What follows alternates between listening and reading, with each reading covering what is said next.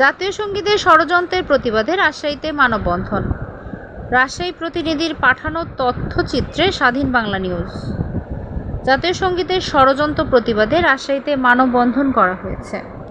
6 September 2024 ইংরেজি শুক্রবার সকালে সাহেববাজার জিরো পয়েন্টের উদীচী শিল্পী গোষ্ঠী রাজশাহী জেলা সংসদের উদ্যোগে এই মানববন্ধন করা হয়।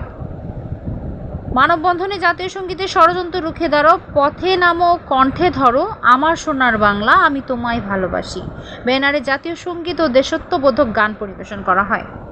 মানববন্ধন ও জাতীয় সঙ্গীত পরিবেশন অনুষ্ঠানে উপস্থিত ছিলেন উদীচী শিল্পী গোষ্ঠী রাজশাহী জেলা সংসদ সভাপতি জুলফিকার আহমেদ গোলাপ, সহসভাপতি অজিত কুমার মণ্ডল, ভারপ্রাপ্ত সাধারণ সম্পাদক রঞ্জিত কুমার সাহা, খেলাঘরের সদস্য সচিব তালেব মোল্লা, কমিউনিস্ট পার্টি সিপিবি জেলার সাধারণ সম্পাদক আফতাব আহমেদ কাজল, উদীচীর পাঠচক্র বিভাগের সেলিনা বানু প্রমুখ। মানববন্ধনে বক্তারা বলেন, জাতীয় পতাকা ও জাতীয় সঙ্গীত পরিবর্তনের যে পায়তারা চলছে তার তীব্র নিন্দা প্রতিবাদ জানাই। বাংলাদেশে যে জাতীয় পতাকা ও জাতীয় সঙ্গীত বলবৎ আছে, এটা কোনো ক্রমেই পরিবর্তন হতে দেওয়া যাবে না।